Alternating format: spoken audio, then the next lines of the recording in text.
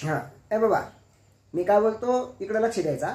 हे महत्त्वाचं आहे. जे काही तुम्हाला मी व्यक्त करणार आहे ते खूप IMP आहे, तुमच्यासाठी भल्याचं आहे, तुमच्या परीक्षेसाठी महत्त्वाचं आहे.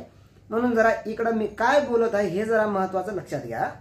की काय माहिती आहे का, की आज आपण चर्चा करणार आहोत ती म्हणजे की आर्थिक समावेशनाच्या संदर्भात. आता आर्थिक समावेशनाच्या संदर्भात पाहिलं तर मग गरिबी म्हणजे दारिद्र्य निर्मूलन असेल, कौशल्य विकास असेल, शिक्षण असेल, आरोग्य असेल किंवा मूलभूत सुविधा असतील, जसं की तुम्हाला नळ पाणी वगैरे मूलभूत सुविधा, स्वच्छताच्या संदर्भातल्या ह्या मूलभूत सुविधा असतील, ह्या मूलभूत सुविधाबद्दल सुद्धा प्रश्न तुम्हाला विचारले गेलेले आहेत. तर बघा मी काय बोलतो की आजचा टॉपिक या आर्थिक समावेशनामधला आपल्याला क्लिअर करायचा तो म्हणजे शिक्षण. आर्थिकदृष्ट्या तळागाळातील सर्व जनतेला सर्वसमावेशकपणे, सार्वत्रिकपणे आपल्याला प्रवाहामध्ये आणायचंय, त्यांना समाविष्ट करायचंय, म्हणजे त्यांचं समावेशन करायचंय. तर मग त्यांना शिक्षण दिलं पाहिजे. त्यांना शिक्षण जर दिलं तर त्यांच्या ज्ञानाच्या कक्षा उंचावतील आणि समावेशन आपल्याला करता येईल, तळागाळापर्यंत आपल्याला विकास पोहोचवता येईल. हाच तो सामाजिक विकास. तर मग आपल्याला इथं समावेशन आर्थिकच्या संदर्भातलं शिक्षण काय महत्वाची भूमिका बजावत आहे आणि शिक्षणाचा काय रोल आहे. मग याच्यामध्ये आपण ब्रिटिश काळापासून तर आजपर्यंतच्या जे काही समित्या, आयोग असतील किंवा ज्या योजना आज शासन राबवते त्या योजना असतील आणि आजची शिक्षणाची स्थिती काय, तर A to Z हे क्लिअर करणार. याच्यावर आवश्यक म्हणजे प्रश्न कोणते कोणते विचारले गेलेले आहेत, जसं की स्त्री विषयक समिती 1958ची दुर्गाबाई देशमुखची, यांबद्दल एक प्रश्न विचारलेला आहे श्री दुर्गाबाई देशमुख बद्दल. एवढंच नाही तर कोठारी आयोग जो आहे, कोठारी आयोगाबद्दल प्रश्न विचारलेला आहे. श्याम पित्रोदा यांचा ज्ञान आयोग 2005चा, याच्याबद्दल प्रश्न विचारलेला आहे. म्हणजे आयोग, समित्या याच्याबद्दलही प्रश्न विचारले. आणि काही इन्स्टिट्यूशन आहेत जसं की NCERT ची स्थापना कधी झाली, तर हे तुम्हाला प्रश्न वारंवार विचारलेले आहेत. जरा लक्ष द्या मी काय बोलतो, याचे टोटल आपण नटबोल्ट खोलणार आहोत. आणि महत्वाचं तुम्ही काय करायचंय की तुमच्याजवळ बुक आहे इकॉनॉमिक्सचं देसले सरांचं, त्याच्यामध्ये तुम्हाला आर्थिक समावेशन नावाचा जे टॉपिक आहे त्याच्या अंतर्गत शिक्षण हा टॉपिक आहे. त्या शिक्षण टॉपिक मध्ये जायचं बेटा आणि ते ओपन करून समोर ठेवायचं. चला ओपन केले का तुम्ही? ओपन करा पटापट. आणि ओपन करून तिथं तुम्ही मी जे काय तुम्हाला बोलणार की बाबा हे परीक्षेला तर महत्वाचं आहेच, पण A to Z त्यातलं तुम्ही व्यवस्थित समजून घ्या की तुमच्या समोर बुक ठेवून. कळलं का? चलो ठीक आहे. तर युनिसेफचं एक कोटेशन आहे बघा दिलेलं तिथं की शिक्षण ही काय आहे. शिक्षण ही बघा बुक तुमच्या समोर आहे आणि बोलणार मी आहे, लक्षात घ्या. तर मग शिक्षण ही शांतता व सामाजिक विकासाची एक गुरुकुली आहे असं युनिसेफचं एक इथं स्लोगन दिलेलं आहे बाजूला. तर लक्षात घ्या महत्वाचं काय ते तर सांगतोच मी तुम्हाला. तर बघा झालं काय की रोजगार आणि दारिद्र्य निर्मूलन जे बोलतो आपण, म्हणजेच गरिबी निर्मूलन, गरिबी हटाव आणि रोजगार, हे आर्थिक समावेशनातील सर्वात महत्वाची भूमिका बजावणारा घटक आहे. पण त्यातला एक अजून एक महत्वाची भूमिका बजावणारा घटक म्हणजे तो शिक्षण सुद्धा आहे. म्हणजेच दारिद्र्य निर्मूलन तर झालं पाहिजे, आर्थिक समावेशन करण्यासाठी रोजगार तर मिळालाच पाहिजे, पण यासाठी सगळ्यात महत्वाचा म्हणजे मुख्य भूमिका बजावणारा विषय म्हणजे तो म्हणजे शिक्षण आहे. शिक्षणाचा रोल खूप महत्वाचा आहे. शिक्षण ही शांतता व सामाजिक विकासाची एक गुरुकुली आहे बेटा. शिक्षण काय बेटा? ही सामाजिक आणि शांतता या संदर्भात एक काय विकासाची एक गुरुकुली आहे. मग भारतीय शिक्षण पद्धतीवर इंग्रज आणि त्यांनी स्थापन केलेल्या जे काही स्वातंत्र्याच्या अगोदरचे, स्वातंत्र्यपूर्व काळातले काही आयोग आहेत, काही त्यांनी शिफारशी केल्या आणि त्या आयोगाचा, त्या शिफारशींचा आपल्या शिक्षणाच्या याच्यावर खूप प्रभाव पडलेला आहे. शिक्षणावर काय प्रभाव पडला ते समजून घेणं आवश्यक आहे. मग तिथं काय प्रॉब्लेम होते ते आपल्याला डोक्यात येतील आणि नंतर मग आपण स्वातंत्र्यानंतर कसे सॉल्व्ह केले हे त्याच्यामध्ये आपल्याला थोडं थोडं अँगल येईल तुम्हाला. आता लक्षात घ्या काय ते की बाबा वूड्सचा खलिता आहे, हा वूड्स डिस्पॅच त्याला बनतो. हा वूडचा डिस्पॅच हा कधीचा आहे याच्यावर प्रश्न विचारला जातो. छोट्या मोठ्या परीक्षांना सुद्धा हा प्रश्न वारंवार विचारला जातो की भारतातील शिक्षणाचा मॅग्ना कार्टा कोणता आहे, मॅग्ना कार्टा. तर मग तिथं आपल्याला सांगता यायला पाहिजे की बाबा मॅग्ना कार्टा भारतीय शिक्षणाचा कोण आहे, वूड्सचा खलिता जो आहे, वूड्स डिस्पॅच ज्याला आपण बोलतो तो आहे. Got it? लक्षात येते का? हा, काळजीपूर्वक लक्ष द्या काय बोलतो ते की ऊडचा खलिता हा 1854चा आहे आणि तो भारतीय शिक्षणाची सनद म्हणजे भारतीय शिक्षणाचा तो मॅग्ना कार्टा आहे. लक्षात यायला ना. चला ठीक आहे. काय माहिती आहे का, स्वातंत्र्यपूर्व काळातील काही महत्वाच्या समित्या आयोग यांनी आपापल्या शिफारशी केल्या, त्या थोडक्यात आता स्वातंत्र्याच्या पूर्वीच्या काळातल्या बघायचंय. तर माझा पहिला प्रश्न तुम्हाला आहे की बाबा सार्जंट आयोग जो होता, सार्जंट आयोग जो बोलतो आपण, तो कधीचा आहे? 1944 आहे राजा. कधीचा आहे सार्जंट आयोग? हा, मग मला सांगायचंय की पहिला, माझा प्रश्न असा आहे की पहिला ब्रिटिश काळातील म्हणजेच स्वातंत्र्यपूर्व काळातील शिक्षण आयोग कोणता? वूडचा डिस्पॅच नाही, वूडचा हा खलिता एक सनद आहे ती. पण आयोग जर बोललं पहिला शिक्षण विषयक तर तो आहे बेटा हंटर आयोग 1882चा. हंटर आयोग कधीचा आहे? 1882चा. वूडचा खलिता सनद मॅग्ना कार्टा जी होती ती 1854चा अगोदर आहे, त्याच्या मान्य आहे.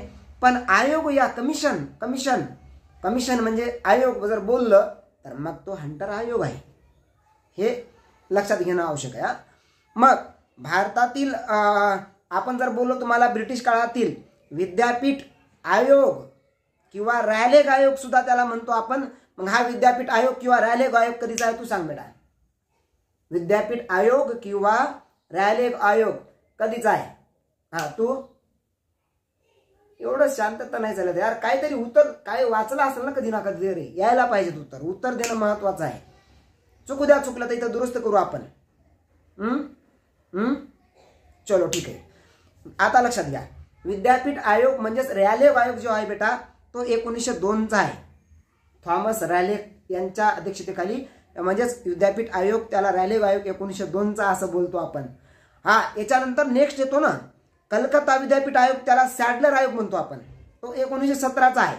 Michael Sadler, sir Michael Sadler जे आहेत यांच्या अध्यक्षतेखाली जो 1917चा आहे तो कलकत्ता विद्यापीठ आयोग आहे, तो सॅडलर आयोग आहे. कळालं का? त्याच्यानंतर मग तुम्हाला येते एक ॲबट आणि वूड समिती येते. काय येते? ॲबट आणि वूड समिती. हे लक्षात ठेवायचं आहे, महत्वाचं आहे. आता सांगतो. आणि ही 1936 ते 37च्या वर्षातली आहे. ॲबट आयोग किंवा त्याला आपण वूड समिती असंही बोलतो. आणि सार्जंट आयोग जो म्हणतो मी, हा सार्जंट आयोग ब्रिटिश काळातील मग आपण 1944चा शेवटचा आयोग शिक्षण विषयक म्हणतो. मग याच्यात थोडक्यात तुम्हाला लक्षात घ्यायचं की बाबा वूडचा जो डिस्पॅच आहे, वूडचा खलिता आहे, तर याचे वैशिष्ट्य काय आहेत, याच्या मुख्य शिफारशी काय काय आहेत, थोडक्यात थोडं लक्षात घ्यायचं, एक रीड करून घ्यायचंय. आणि 1-2 वेळेस कंटिन्यू त्याला 2-3 दिवस असं तुम्ही नजरेखाली ठेवलं तर मग तुम्हाला ते बाय आउट होऊन जातं. बुकमध्ये तुम्हाला मी सांगतो काय वैशिष्ट्य दिले की तुम्हाला वूडचा खलिता बघा, बुक तुमच्या समोर आहे, बोलणार मी आहे. तर वूडच्या खलित्याचं वैशिष्ट्य आहे भारतातील इंग्रजी शिक्षणाची ती सनद समजल्या जातं. हे त्याचं तर वैशिष्ट्य मी मगाशीच बोललो तुम्हाला. याच्या मुख्य शिफारशी काय आहेत की इंग्रजी माध्यमातून शिक्षण देणं आवश्यक आहे असं म्हणलेलं आहे. काय बोलतं वूडचा खलिता? काय म्हणतो की बाबा शिक्षण द्यायचं तुम्हाला तर इंग्लिश मधून द्या ना, इंग्रजी माध्यमातून शिक्षण द्या ना. इंग्रजी माध्यमाची सुरुवात 1835ला लॉर्ड मेयो कॉलेजच्या याच्यानुसार झाली, शिक्षणविषयक झिरत्या सिद्धांतानुसार झाली. पण इथं या वूडचा खलिता जो आहे त्याचा पुन्हा इतर स्टेटमेंट आहे की बाबा इंग्रजी माध्यमातून शिक्षण देणं हे क्रमप्राप्त आहे. कळलं का? आणि प्राथमिक शिक्षण, माध्यमिक शिक्षण आणि उच्च शिक्षण म्हणजेच प्राथमिक शिक्षण, माध्यमिक शिक्षण आणि उच्च शिक्षण या 3 गोष्टींमध्ये काय करायचं मग? तर प्राथमिक शिक्षणाला बाबा तुम्ही स्थानिक भाषेत द्या. प्राथमिक शिक्षणाला काही इंग्रजीची गरज नाही, त्याला स्थानिक भाषेत द्या. की महाराष्ट्रामध्ये असेल मराठी, कळलं का, गुजरात असेल गुजराती भाषेत द्या. हे असं जिथं स्थानिक भाषेत तुम्ही जसं असेल तसं प्राथमिक शिक्षण द्या. माध्यमिक शिक्षण द्यायचं ना तर मग त्याच्यात दोन्ही मिक्स करा, स्थानिक भाषा पण राहू द्या, इंग्रजी भाषा पण राहू द्या. आणि उच्च शिक्षण मात्र हे इंग्रजी भाषेतच असायला पाहिजेत. मोठ्या शहरांमध्ये तुम्ही लंडनमध्ये जसे विद्यापीठ आहेत तसे विद्यापीठ स्थापन करा. हे असं तुम्हाला थोडक्यात सूचना इथं कोणी केलेल्या आहेत? वूड खलिता जो आहे त्यानं म्हणजे ह्या मुख्य शिफारशी केलेल्या आहेत. एवढंच नाही तर अनुदान यंत्रणा विकसित करून खाजगी शिक्षण यंत्रणेला प्रोत्साहन द्यावं असं पण तिथं सांगितलेलं आहे वूडच्या खलित्यानं. प्रत्येक जिल्ह्यात किमान एक सरकारी शाळा उभारली पाहिजेत. प्रत्येक प्रांतात शिक्षण विभाग निर्माण करावा.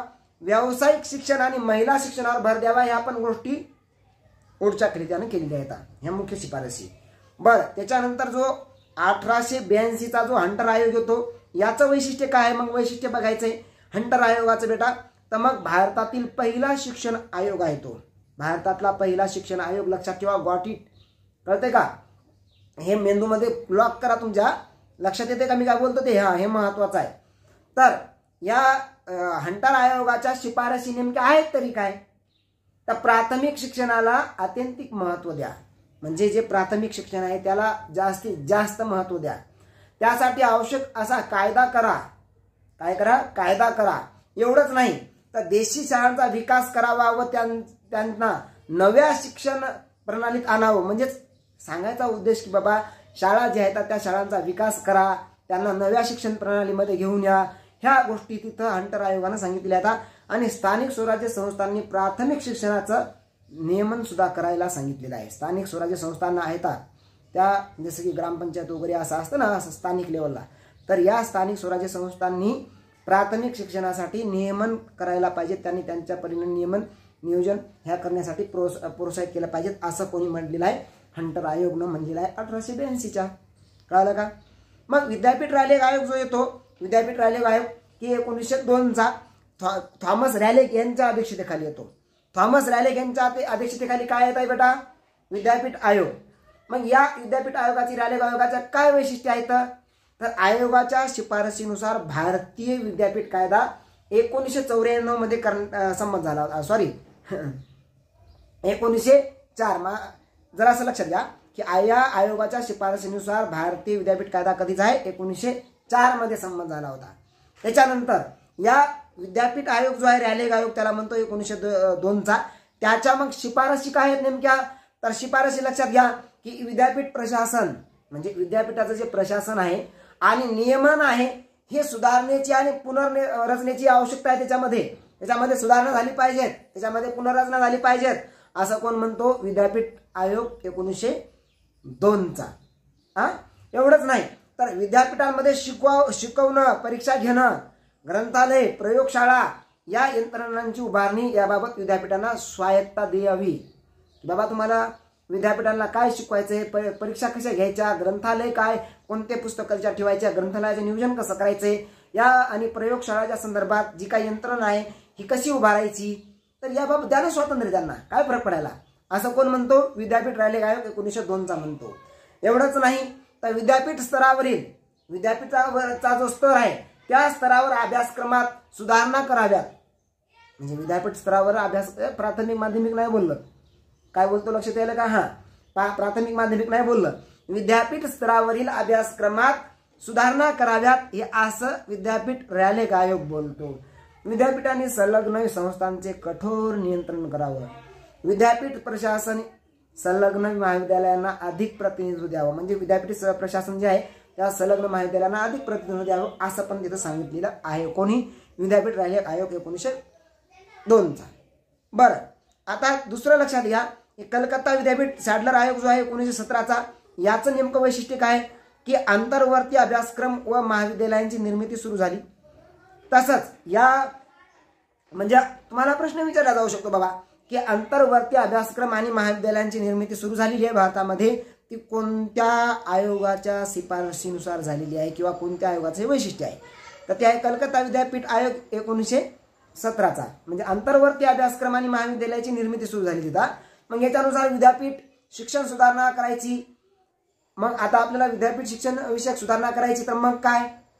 तर आधी माध्यमिक शिक्षण जी प्रणाली आहे त्यामध्ये सुधारणा करा असं बोलतो कोण? कलकत्ता विद्यापीठ सॅडलर आयोग. माध्यमिक शिक्षणात अधिक आर्थिक मदत केली पाहिजे.